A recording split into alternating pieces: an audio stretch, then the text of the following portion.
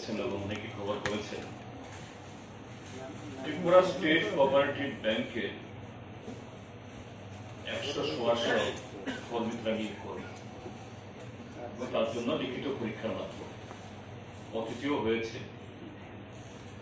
ত্রিপুরা শুধু Tripura state cooperative bank না, যে অন্যান্য এই ন্যাশনাল ব্যাংকেরও রিজনাল লেভেলেরও এরকম রিক্রুটমেন্টে এই ত্রিপুরাতেই হাজার হাজার কর্মপ্রার্থী ক্যান্ডিডেটকে নিয়ে এরকম রিটেন টেস্ট ইত্যাদি করে তারপরে নিয়োগ হয়েছে।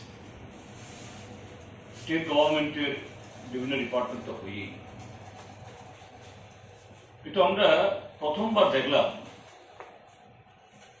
যে এই ব্যাংকের এই নিয়োগের জন্য যে নিয়োগ পরীক্ষা 18,000 সামথিং তারা তথ্য দিয়েছেন, তার জন্য নাকি ত্রিপুরাতে পরিকাঠামো নেই। এজন্য আসামের বিভিন্ন শহর, গুয়াহাটি কোন জায়গায় জানি, এবং আমার জিজ্ঞাসা, আগরতলা একটা রাজ্যের রাজধানী শহর, এই রাজধানী শহরে যদি পরিকাঠামো না থাকে, আমি আসামের গুয়াহাটি বাদ দিলাম,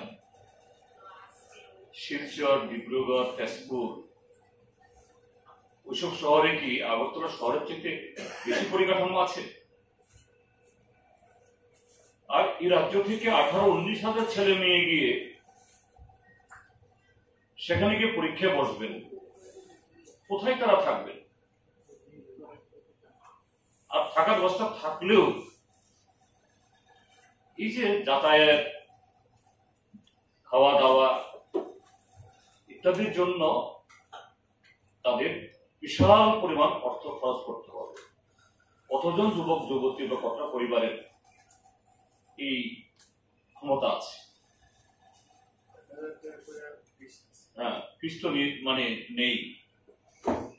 তো এই ঘটনাও আর একটা, ত্রিপুরাজ্যের বর্তমান এই ট্রিপল ইঞ্জিনের সরকার,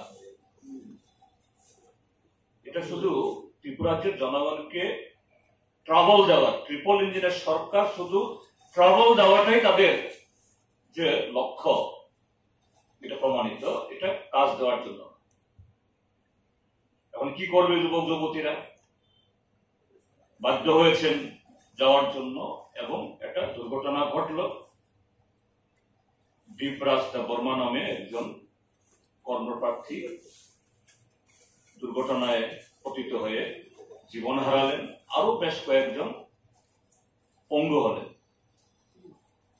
কিন্তু দেখলাম রাজ্য সরকারের তরফ থেকে কোন ধরনের এই ব্যাপারে হেলদোল আছে যে না, এই ঘটনার পর নাকি টিআরটিসির বাস ব্যবস্থা করা হয়েছিল, আপনারাই খবর করেছেন,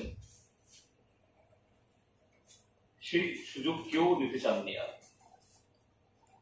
বাস খালি দাঁড়িয়ে আছে। আমাদের সুস্পষ্ট দাবি হলো, তার মানে হলো এই 18-19 হাজার যারা চাকরি প্রার্থী, তার একটা ভালো অংশ তারা যেতে পারেননি বা যাননি। ত্রিপুরা স্টেট কোঅপারেটিভ ব্যাংকে বা ত্রিপুরা সরকারকে যারা যেতে পারেননি, তাদের জন্য পৃথকভাবে আবার এখানে এই চাকরির পরীক্ষার বসার ব্যবস্থা করা হোক। এক।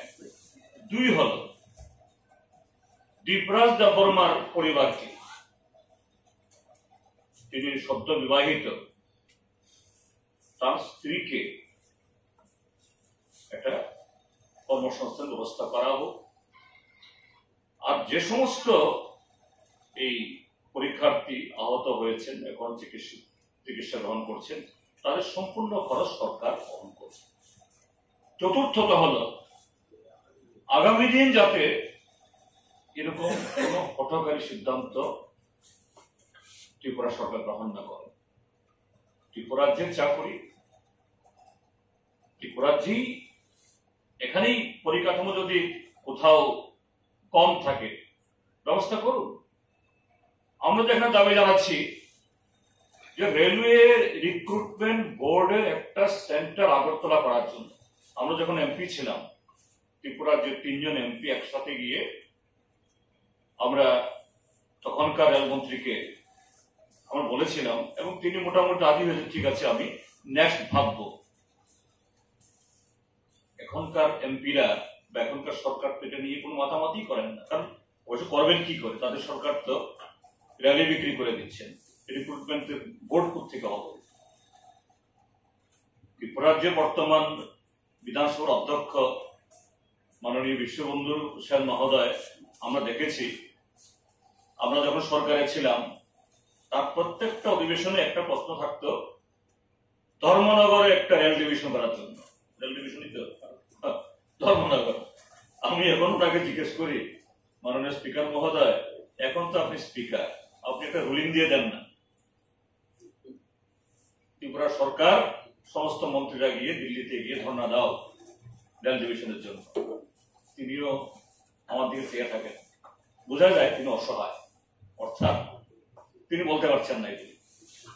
তো এইভাবে বেকার যুবক যুবতীর প্রতি, অর্থাৎ যুব সমাজের প্রতি তাদের যে ধরনের এই কি বলে তাদের ভবিষ্যৎকে অনিশ্চিত করে দিচ্ছে, সামগ্রিকভাবে সরকারের যে ব্যর্থতার বিরুদ্ধে ত্রিপুরা রাজ্যের মানুষ গর্জে উঠুন এবং আগামী 13 থেকে 18 রাজ্যের সবকটি মহকুমাতে, কোন কোন জায়গাতে ব্লক পর্যায়েও হবে, এই সরকারের ব্যর্থতা এবং এটা সুরাহা করার জন্য যাতে তারা এগিয়ে আসেন, তার জন্য আমরা আহ্বান জানাচ্ছি আপনাদের মাধ্যমে সমস্ত রাজ্যের গণতান্ত্রিক অংশের মানুষকে আমরা এখানে অংশগ্রহণ করার জন্য অনুরোধ করছি।